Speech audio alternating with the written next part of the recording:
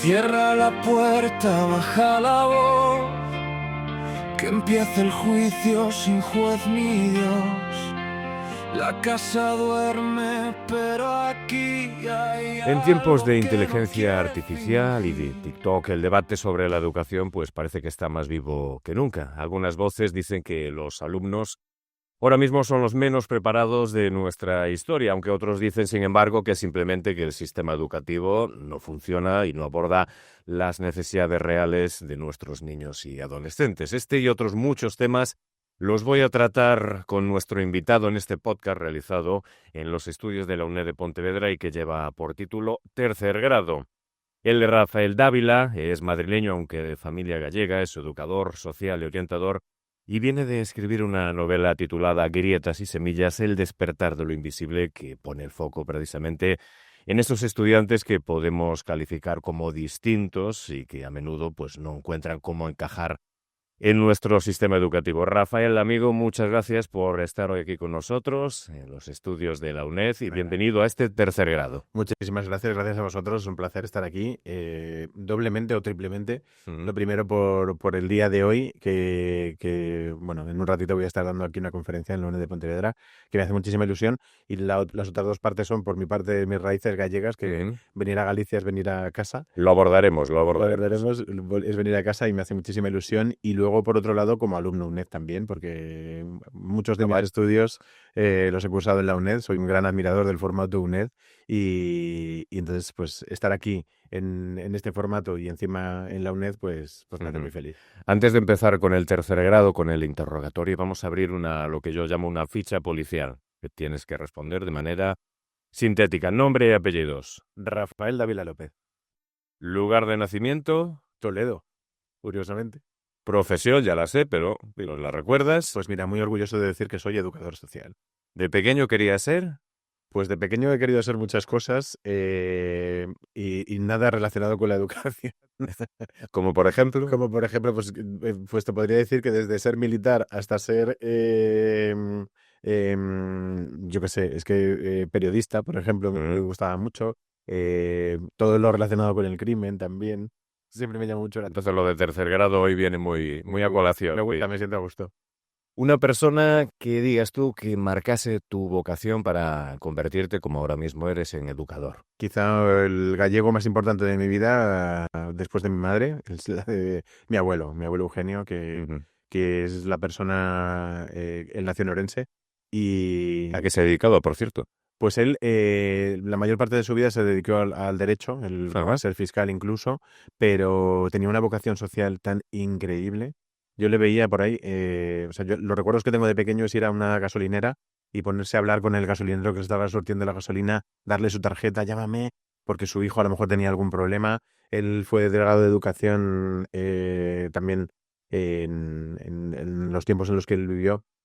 Y él estaba muy metido en el mundo educativo, era profesor de derecho, él siempre, su pasión era la educación, y fue la persona en la que yo viví y vi lo que significaba la educación de verdad, ¿no? Y el ayudar a los demás de verdad, en el corazón. ¿Y un libro del colegio, del instituto que te haya marcado? ¿Un libro de literatura, incluso un libro de texto de latín, de matemáticas, de cualquier otra materia? Pues mira, te diré que mi infancia ha estado muy marcada por los cómics de superhéroes sobre todo. Luego, si quieres, te explicaré de dónde viene o lo que yo con el tiempo luego he entendido.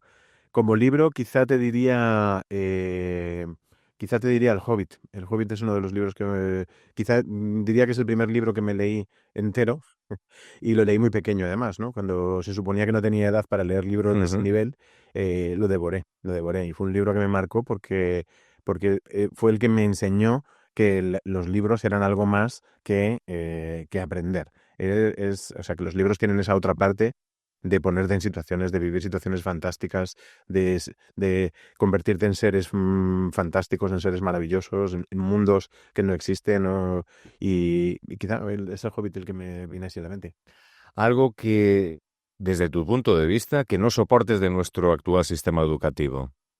No soporto la distancia que hay muchas veces entre las familias y el sistema. El sistema. En los servicios de educación, por ejemplo, te podría poner como ejemplo los servicios de orientación, ¿no? Los servicios de orientación en los colegios y en los institutos muchas veces son inaccesibles para la familia. Se hace a través del tutor, el tutor habla con el orientador habla con el tutor habla con la familia. Y me parece que hay una distancia ahí que se pierde mucha información, se pierden muchas cosas, ¿no? Porque para mí, como en mi trabajo como orientador, es vital y aparte de precioso y un privilegio, es vital el conocer lo que me cuentan las familias para poder ayudar al niño, ¿no? Claro, para describir o para trazar el perfil de ese chico, de esa chica, tienes que saber de qué contexto sociofamiliar proviene. Eso es. Y yo conozco muchísimas familias que me dicen, mi hijo lleva 3 años en un programa de altas capacidades del colegio y no conocemos al orientador. Y digo, pues algo falla ahí, ¿no? Y ya una última pregunta de nuestra ficha policial. ¿Un motivo que te llevó a escribir este Grietas y Semillas? Más allá de tu experiencia como educador, claro. Yo tenía la necesidad desde hacía tiempo de compartir todo lo que yo he vivido, ¿no? He vivido, he aprendido, he estudiado, todo ha hecho un compendio de información en mí que yo necesitaba compartir, ¿no? Entonces empecé a compartirlo a través de redes sociales, a través de Instagram, de TikTok sobre todo, que son 2 redes sociales que me sorprendieron mucho. Y, ¿Para bien o para mal? Pues para bien y para mal. Luego te profundizamos si quieres. Pero bueno, para bien, porque lo que más me ha traído es cosas buenas, ¿eh? Pero se me quedaba corto. Entonces era como, necesito, fíjate, igual es una tontería, pero necesitaba ponerlo en un formato físico. Ajá. Y lo que no me apetecía nada era hacer un libro teórico, un manual o un algo más académico, no me apetecía nada. Me daba muchísima pereza y aparte me daba la sensación como de que ya hay mucho, ¿no? Y lo que yo quería contar era además algo distinto, porque lo que quería contar es lo que yo sé, todo esto que estamos hablando, pero de una manera más cercana. E incluso que lo pudiese entender un adolescente, una persona que se esté iniciando la lectura un poco más avanzada. Entonces, en mi cabeza surgió la idea de hacerlo a través de una novela, con personajes con sus historias, con su manera de vivir y de contar las cosas. Y así es un poco como nació la idea de hacerlo en novela. Antes en mi introducción decía que mucha gente considera que la actual generación de adolescentes o de niños de primaria es la peor preparada de la historia, pero sin embargo no sé cómo vives tú esa realidad, si crees que es un mito, es simplemente una coyuntura que estamos viviendo. ¿Cuál es tu opinión en el día a día? Porque trabajo Estoy en rotundo desacuerdo con eso. Ajá. Un rotundo desacuerdo. O sea, Y se excusa mucho, ¿no? Es algo que yo... Sí, pero escuchándolo mucho, estoy en total desacuerdo. Esto de que estamos ante una generación de cristal, frágil, una generación poco preparada, me atrevería a decir que estamos ante la generación más preparada. Lo que ocurre es que quizá les tenemos que ayudar, los que venimos detrás, ¿no? A gestionar tanta cantidad de información, tantas maneras de crear información, tantas maneras de compartir. Hay que les podemos guiar en cómo gestionar eso, pero estamos muy por debajo de su nivel, o sea, del nivel y de las capacidades que ellos tienen, de la manera en la que los utilizan. Un ejemplo muy claro es la parte emocional, ¿no? Quizá estamos ante la generación que más sabe sobre emociones de la historia. Entonces, el que esto se esté empezando a hablar, se empiece a gestionar, de hecho es muy sencillo el ver películas de hace no tanto tiempo y se las pones a un adolescente y dicen, madre mía, ¿cómo normalizabais esto, ¿no? Y eso a mí muchas veces cuando escucho comentarios de este tipo me hace pensar, joder, pues es verdad. Es simplemente quizá un mundo distinto, el que ellos están viviendo. Al que nosotros vivimos en nuestra adolescencia o infancia. Eso es. Pero también el nuestro es distinto al que vivían nuestros padres, el de nuestros padres. Yo creo que no hay más distancia ahora de la que había entre nosotros y nuestros padres o entre nuestros padres y nuestros abuelos, ¿no? Yo creo que no hay más distancia.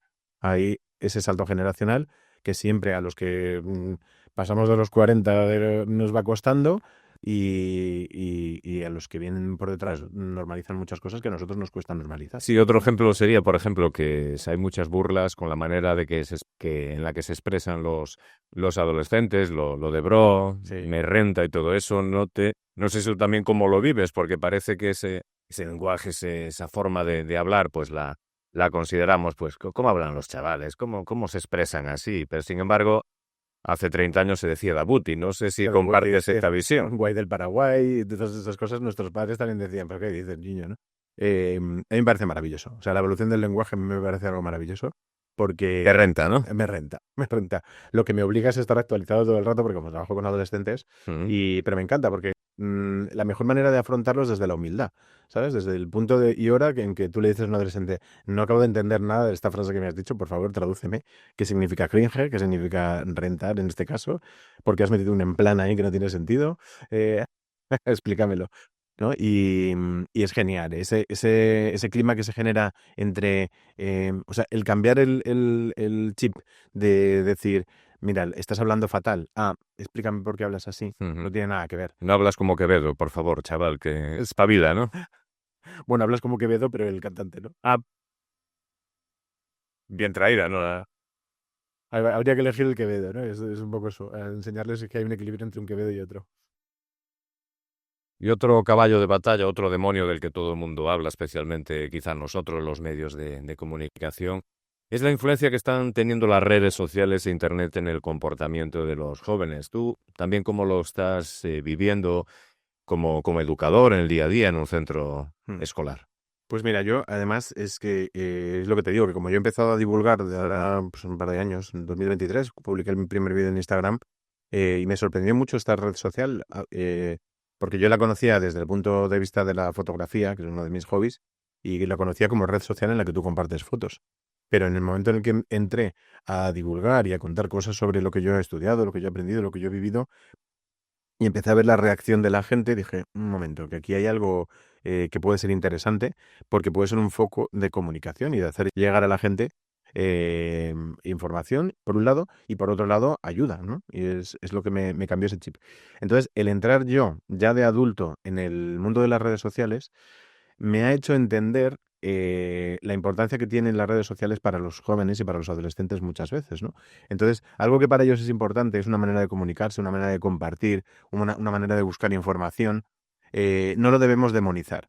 Es un poco lo que te decía antes, ¿no? Yo creo que es la generación más preparada, pero nosotros les podemos ayudar a gestionar. La preparación quizá es distinta a Es la una que preparación nosotros distinta. tuvimos. Pero hay ciertas cosas que les podemos ayudar a gestionar, igual que nos pasa a nosotros con nuestros padres y nuestros abuelos, ¿eh? O sea, nosotros también vivimos una época en la que evolucionaron cosas de cara a nuestros padres y nuestros abuelos y, y lo inteligente era utilizar a nuestros padres y a nuestros abuelos para que nos ayudasen a gestionar ciertas cosas, ¿no? Y pedirles consejo. Entonces, si se encontrase ese equilibrio entre esa formación, esa preparación y que ellos nos utilizasen para aprender a gestionarlo, sería maravilloso. Volviendo a tu pregunta, que es el tema de las redes sociales, en mi opinión no lo debemos demonizar porque lo que te digo es importante para ellos y yo he vivido, por ejemplo, en casos reales como, por ejemplo, hace unos años participaba de coordinador en un campamento internacional en el que venían chavales de todo el mundo, o sea, desde Israel, Finlandia, Culturas muy distintas. culturas muy distintas, y yo vivía como el móvil era una herramienta para compartir. Mira esta canción que está de moda en mi país, pues mira esta otra, pues mira este vídeo que se ha hecho viral en mi país, pues mira, en España ahora mismo se está hablando de estos memes. Y tú los veías a ellos en un banco, si los ves desde fuera dices, joder, qué pena, están teniendo la oportunidad de compartir cosas y están los cuatro con el móvil. Pero si te acercabas y te metías en la conversación, estaban usando los móviles como herramienta para compartir, para enseñarse cosas de su cultura, para traducir cómo se dice esto, esto, otro.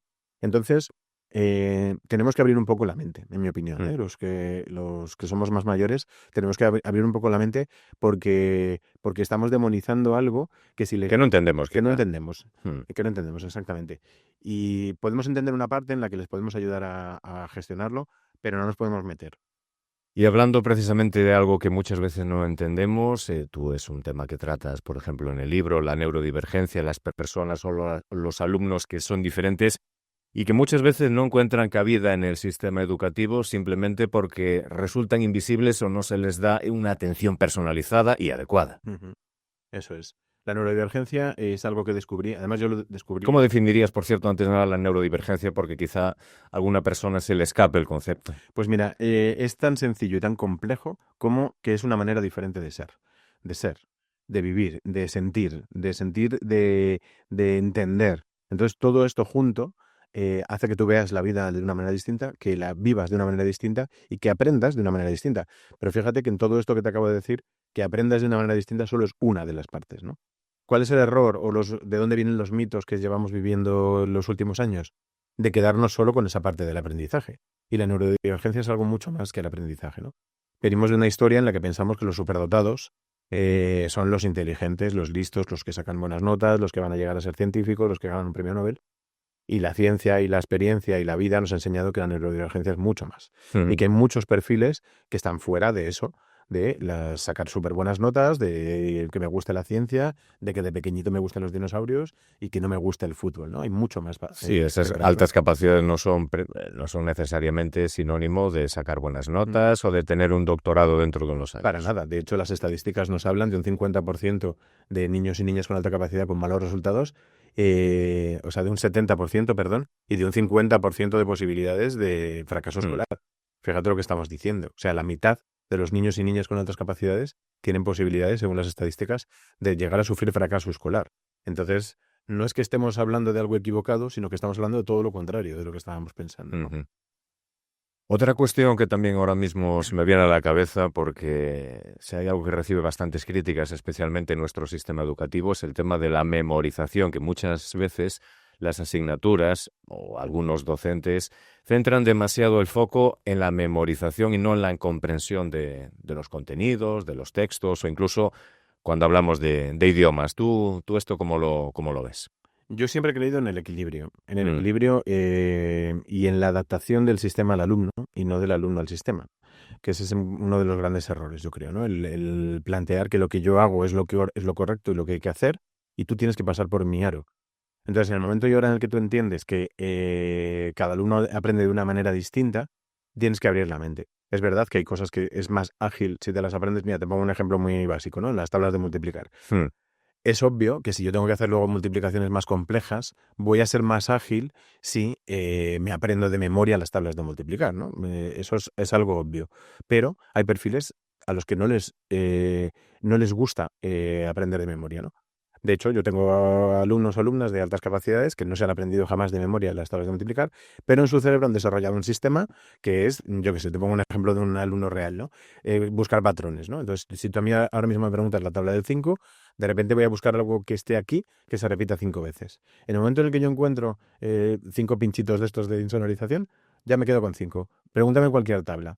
O sea, cualquier multiplicación del 5, porque lo que voy a hacer es contar ese 5 a una velocidad que no es habitual, obviamente, porque mi cerebro funciona de esa manera, todas las veces que tú me digas. Entonces yo te puedo decir 5, no solo 5 hasta 5 por 10.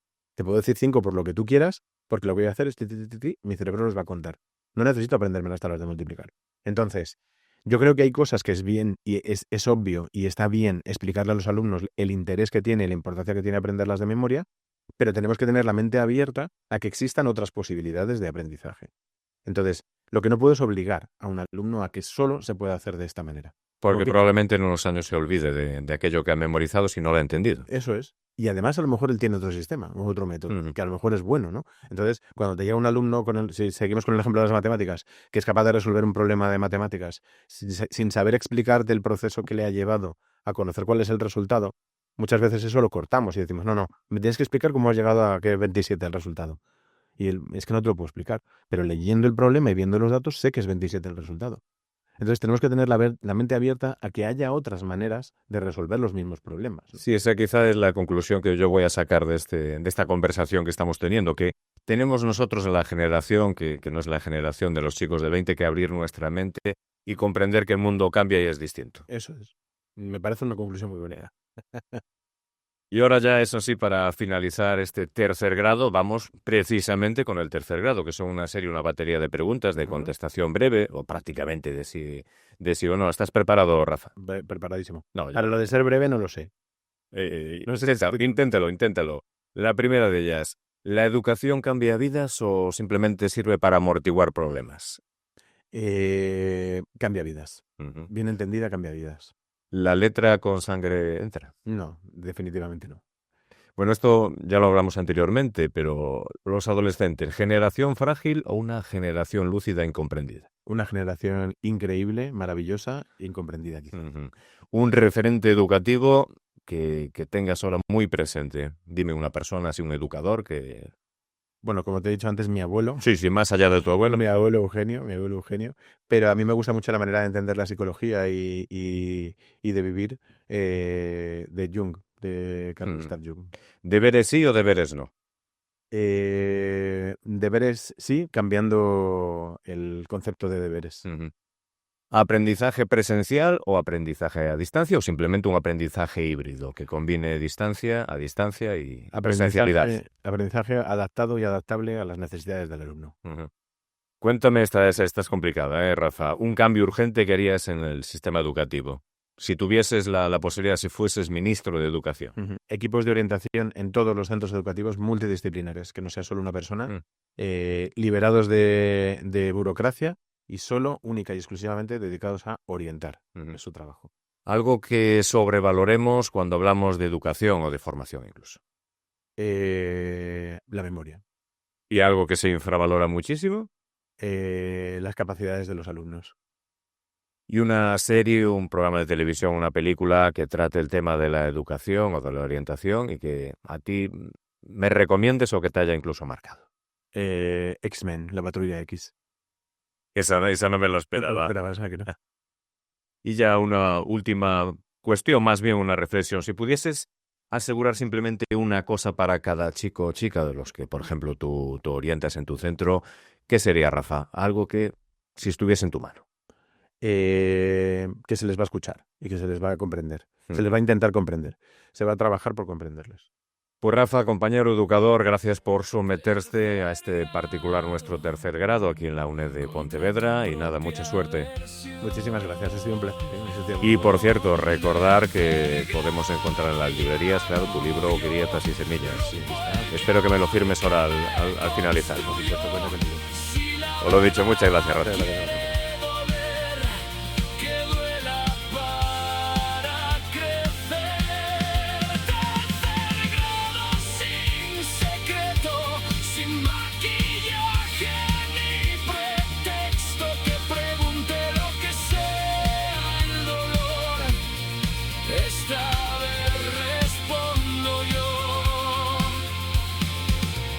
Casa en calma, yo frente a mí.